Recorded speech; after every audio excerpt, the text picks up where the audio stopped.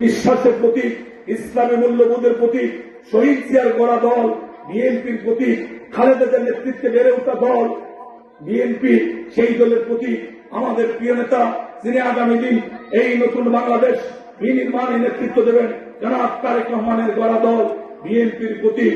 এই এলাকায় মাসুলিয়া মাহমুদাবাদের মানুষের হৃদয়ের প্রতীক।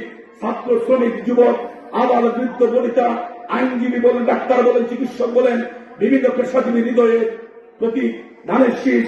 ইমাম সাহেব বলেন, কুরআনে হাফিজ মৌলানা মুফতি সাহেব বলেন, মসজিদের মুয়াজ্জিন বলেন, মন্দিরের পুরোহিত বলেন, সকল ধর্মের মানুষের হৃদয়ের প্রতীক ধানের শীষ।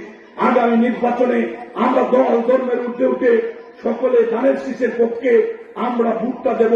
মা বোন সহ সবাইকে আমরা হাতটা তুলে একবার অঙ্গীকার করতে পারি না?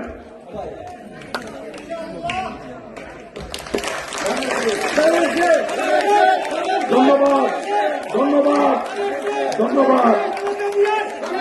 অসংখ্য করেছেন। এবার নির্বাচনী ইশতেহারে নিশ্চয়ই আপনারা দেখবেন 1 বছর যদি বিএনপি সুন্দরভাবে ক্ষমতায় যায়, 1 বছরের মধ্যে যার যার যোগ্যতা অনুযায়ী 1 কোটি মানুষের কর্মসংস্থানের ব্যবস্থা ইনশাআল্লাহ এবার বিএনপি করে প্রমাণ করবে।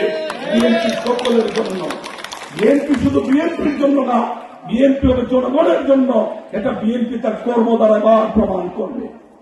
অথবা আসুন আমরা সবাই ঐক্যবদ্ধ হই দেশের কল্যাণে। এই ভোট অত্যন্ত গুরুত্বপূর্ণ। এই ভোট একটি ভোটও অবহেলা করা যাবে না, কারণ আপনার আমার প্রতিটি ভোট গণনা করেই একজন এমপি হবেন। আর 151 জন এমপি যে রাজনৈতিক দল থেকে নির্বাচিত হবেন তারাই তো সরকার গঠন করে। মানুষকে অবহেলা করেছে, অবজ্ঞা করেছে, মানুষকে তুচ্ছ তাচ্ছিল্য করতে আওয়ামী লীগের বুক কাঁপেনি। এটাই হচ্ছে আওয়ামী লীগের সীমা লঙ্ঘন। আমরা যারা মুসলমান, আমরা যারা ইসলাম ধর্মের অনুসারী, আমরা আল্লাহ বিশ্বাস করি, রসুল বিশ্বাস করি, পরকাল বিশ্বাস করি, সেই জন্য আমরা সীমা লঙ্ঘনে কেউ আমরা সাহস করি না। আওয়ামী লীগ এতটা বেপরোয়া হয়ে গিয়েছিল। কবে যে আওয়ামী লীগ সীমা লঙ্ঘন করেছে আওয়ামী লীগ নিজেরাই বলতে পারে না। তারা মানুষকে মানুষ মনে করেনি। তারা ভেবেছে তাই সারা জীবন ক্ষমতায় থাকবে, মানুষের সম্পদ লুটে পুটে খাবে, ভিন্ন মত ভিন্ন পথের মানুষকে তারা কাউকে ইচ্ছা করলেই জেলে পাঠাতো, আবার ইচ্ছা করলেই অনেককে গুম করে গায়েব করেছে লাশ, অনেক আয়না করে মাসের পর মাস, বছরের পর বছর আটকে রেখেছে। তাদের অত্যাচারের কারণে কত মা সন্তান হারা হয়েছেন, কত বোন বিধবা হয়েছেন, কত সন্তান এতিম হয়েছে, কত ভাই ভাইকে হারিয়েছে, কত পিতা তার স্নেহের পুত্রকে হারিয়েছে। এগুলা ছিল নিত্য নৈমিত্তিক ঘটনা। আওয়ামী লীগের বিরুদ্ধে বললেই আপনার উপরে নেমে এসেছে অত্যাচারে স্টিম রোলার। এতে মানুষ পিষ্ট হয়েছে, মানুষ তার সমস্ত কিছু হারিয়ে পথে বসেছে। এই সংখ্যা একবারে কম নয়।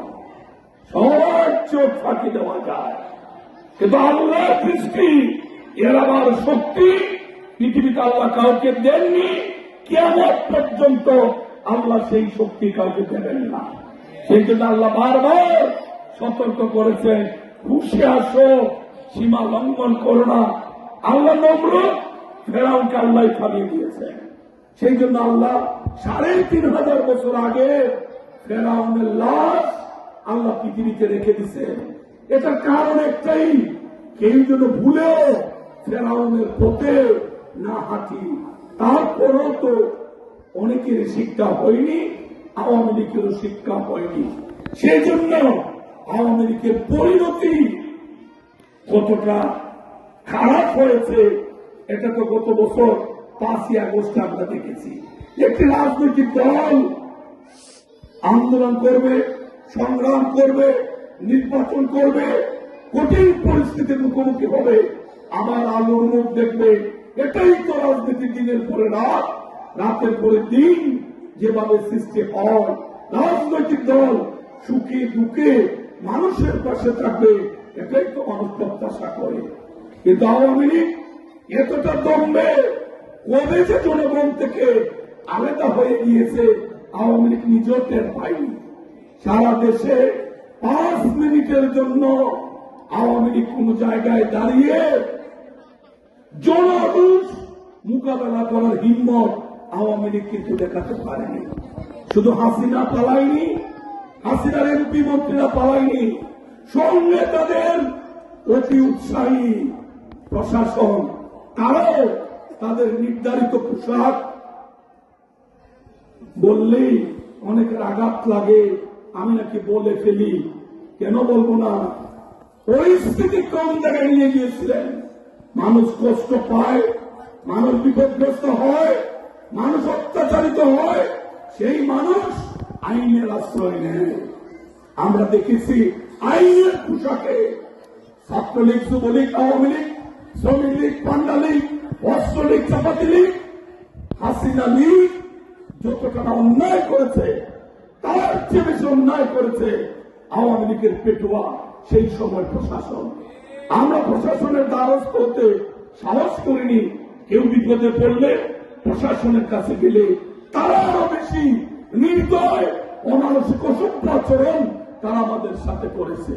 রাজনীতিবিদ বিভিন্ন মামলায় কারাগারে যায়, এটা নতুন কিছু না, কিন্তু মিথ্যা মামলায় ধরে নিয়ে রিমান্ডের নামে মানুষের সাথে কি যে আচরণ করেছে